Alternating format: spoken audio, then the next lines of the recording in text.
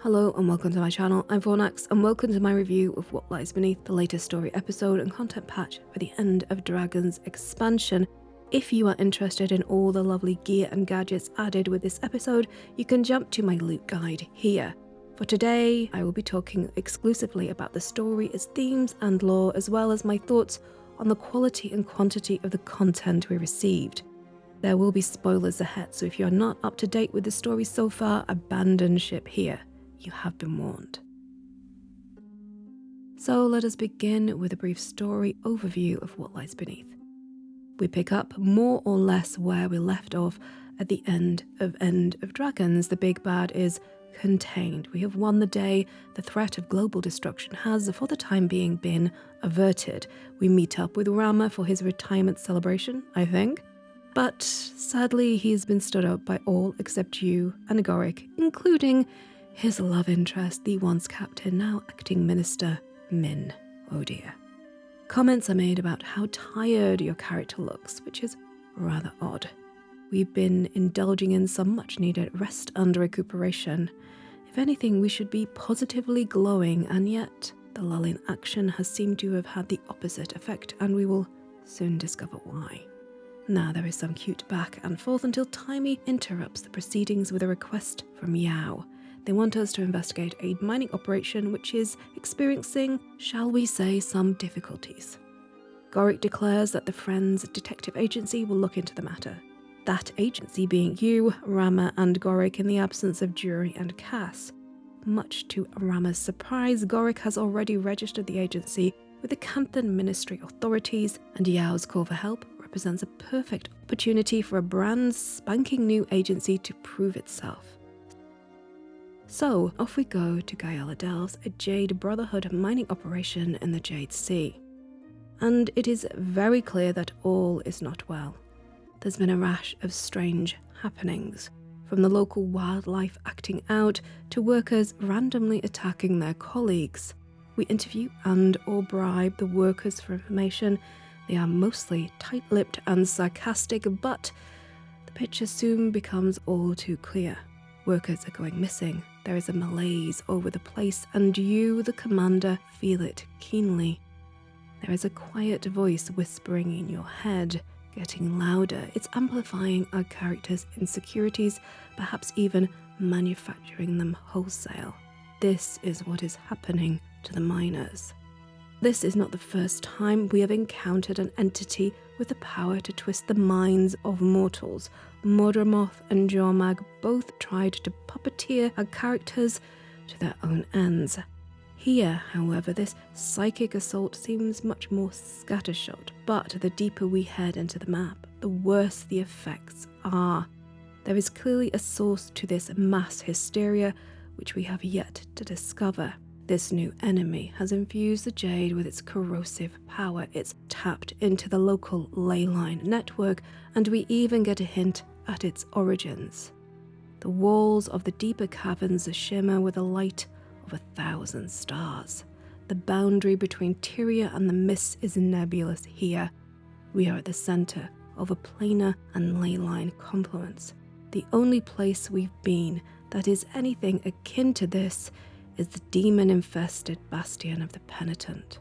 The story has us follow Yao and the Jade Brotherhood leader through the excavations. We encounter Jade Brotherhood workers driven to violence by whatever malevolent presence haunts this poisoned place. Yes, the very air we breathe has been corrupted too. There is some character exploration with Chungwu, the leader of the Jade Brotherhood, his relationship with Yao, and more generally regarding his care for and treatment of Brotherhood members. Yao is shown to have respect for Chungwu even after their professional relationship, shall we say, ended. And as we battle on through to the deeps, we see our character haunted by echoes of fallen companions until we are quite literally overwhelmed. The power we have found could well be the answer to Cantha's energy problem in the absence of Suwon. The cost, however, could well be the sanity of our character. The meta on Guyala mirrors the story. The corruption on the map ramps up to a crescendo. We battle our way to the bowels of the map to a chamber named the Deeps, where we face 3 malevolent entities. Each time we defeat them, they evolve or devolve into another form. They appear to be a corrupted human at first, then ley line anomalies, then fallen friends, and finally they are revealed to be demonic Oni. We must defeat all 3 to complete the meta. After the 3 are vanquished, the map gives you around 5 minutes to kill champions and or explore, and then rolls over. Now, I found the meta to be the best feature of What Lies Beneath. It's fun, the map turnovers are relatively swift, and the rewards are really good.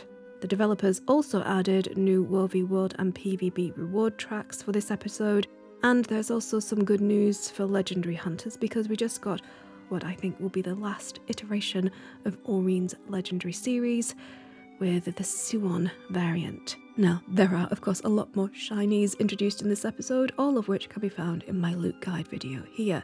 So that's what we got, more or less, with this patch. Now we are heading into the opinion section of the video, so buckle up. What Lies Beneath can be played in less than an hour, and although the content was well presented and beautifully voice acted, I was shocked at how little we got, at least in terms of story. This is the first patch the community has experienced following the studio's announcement of sweeping changes to content delivery. The notion of smaller, more regular expansions already had many players spooked, and this tiny story patch has only fanned the flames of their concern. I have no idea if this short story episode is the new standard going forward or a one-off. Given that End of Dragons could be seen as a crossover expansion before the project delivery changes really kick in, I hope this is just an anomaly rather than the new norm. Time will tell. Now, the story theme, so trigger warning for PTSD topics coming up if you need to dip, I really understand. The theme of relived trauma is a valid and courageous topic to cover, no doubt. As a survivor of childhood and marital DV, with PTSD, I'm interested in how the writers deal with this storyline. The last moments of this episode are worrying. The story beat ends with our character being asked to submit themselves to more trauma, the kind that just literally rendered us unconscious. Now, in real life, the idea of putting someone suffering from post-traumatic stress disorder into a dangerous, triggering situation is profoundly immoral. The notion they could function and be effective in this kind of situation is laughable. To do that to a person, you would need to have little to no regard for them. And it's clear that our character in this episode is suffering profoundly. Our so-called friends see this, and yet they think our well-being, both physical and mental, is expendable. To me, it looks like the beginning of the end of our relationships with these people, if we apply any real-world norms to this situation, that is. This could work well if the writers want our character to break free of these old relationships, even if that is only for a short time. Here's a scenario this theme could follow. We submit ourselves to the danger and trauma. We face off against the new big bad, most likely a demon, most likely specifically Kanaksai, who we will talk about a little later. We fall, we fail, Aureen, Kunavang, and or somebody else must step in to save us, or perhaps we even succeed, but at great personal cost. So after the battle, we realize we have been used, our trust abused, our trauma weaponized. We walk away, we remove ourselves from the presence of toxic people willing to watch us suffer and even die. We throw off the mantle of commander. We step down as Aureen's champion. I think Kunavang is a much better fit for the job anyway. Why, you may ask? Her experience as Suwon's champion, her immortality, her sharing of some of Aureen's nature being a dragon herself, her lifelong involvement and aid of humanity. I could go on, and I hope this change happens regardless of the outcome, but I digress. Having distanced ourselves from all or most of our old companions, we wander Tyria. Maybe we even cross the mists, having adventures and healing our trauma one day at a time. If we could do this with Kanak at our side, I would be a very happy Fornax indeed. Now, do I think there's a cat in hell's chance we'll be turning our backs on our old friends? Likely not. Do I think we're seeing a slow changing of the guard, with less Bram and Taimi and more Rama and Gorick? I think so. I will say I did not expect the writing team to lean so heavily on these old themes. The Deeps, the Lux and Outcast, the good old demonic invasion. I was hoping for some new lore, or perhaps a new spin on the old stories. I guess we will just have to wait and see how far down this rabbit hole we go. Which I guess leads to the question, where do I think the story will lead after Gayala? My thoughts are thus: most likely we will find the solution to Cantha's energy problems in these mines. We will face whatever demon is haunting Gayala and beat the snot out of them. Maybe the writers will throw in some kind of cathartic moment with the echoes of our fallen comrades, allowing our character to have some small closure. I think in this kind of story format, this is the best we can hope for. Because in reality, PTSD cannot be fixed in a moment. It is a long journey of rediscovering the self, of working through both physical and mental pain with the help of friends and family and a well-trained, compassionate specialist. It is often a lifelong endeavour with as many missteps as triumphs. Maybe a dedicated single-player RPG could pull off a nuanced portrayal of PTSD recovery, but we should temper our expectations for an MMO with its understandable narrative constraints. I think once the energy crisis is dealt with, we will be an active member of the Friends Detective Agency, and this agency will be the narrative vehicle, the inciting incident made manifest for our future adventures wherever the devs want to take us.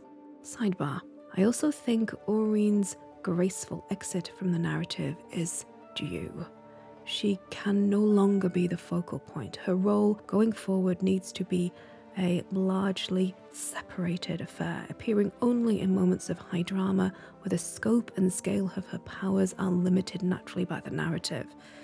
But this topic could be a video in and of itself. So, what do you think will happen in the story going forward? Will our characters jump ship and head off for solo adventures? Will we be the muscle of the Friends Detective Agency? Does Aureen have other plans for us? Let me know what your thoughts are on all of this below. The next big bad. But back to the elephant-sized demon in the room, Kanaxai. I did a prediction video a few weeks back where I was, for once, spot on. Now, I say spot on, but in truth, I guess at this point, how correct I was is still open for debate. You see, I predicted that we would head to the Jade Sea. Check. I predicted we would encounter demons, specifically Oni and the Nightmare Horde. I think I get a check for both of those. I said we could well be visiting the Deeps, and there it is on the map. Correct. I talked about the corrupted Luxons, and we have outcast caches all over the map. Outcasts were the name given to Luxon miners who were corrupted by the demon Kanaxai. We are literally at the doorstep of this demon's lair, but we have not seen the demon themselves. So until we are face to crotch with a demon named Kanaxai, I could still well be wrong about that. Maybe the Krytan heroes did indeed manage to dispatch Kanaxai and his 13 aspects, and we face yet another mist-walking fiend. Time will tell. Now, if you wish for a deeper lore dive into the story of Kanaxai and the Luxon Outcast, links to my video are here for your viewing pleasure. But sadly, or maybe not so sadly, we have come to the very end of the video, for I have waffled on enough. Please do like this video if indeed you did like it. Doing so helps feed the hungry algorithm and helps out the channel a great deal. Please share this video with anyone you think may find it interesting. If you are so inclined, you could even subscribe for more Guild Wars 2 goodness in the future. If you have not already and feel inspired to try Guild Wars 2 for free, or you fancy jumping into the End of Dragons expansion, there are referral links in the description, using any of which directly supports my channel but costs you not a penny more, thanks to the generosity of ArenaNet and their partner program, of whom I am a proud affiliate. Many hugs and much love to all my patrons who keep this one-woman show up, running and, well, relatively sane. If you would like to join them, there are links below. Special thanks to Daydreaming D, Quantum Cat, Bobaloo, Shishim, Yu, Aaron, Boston, Mayo-Kazoo, Arthur, Pish Pash, Jordan, Novacat, Carb K, Dylan, Jolly Joe Star, Dristan Raval, Doug Smith, Dr. Watt, Motorola, Zantara, Andy Farrell, Ken Schneider, Rise Arch, Matt Gibson, and Tristan Tazara. But we have come to the very end, so until we meet again, please stay safe, stay awesome, and thank you so much for watching. Bye bye.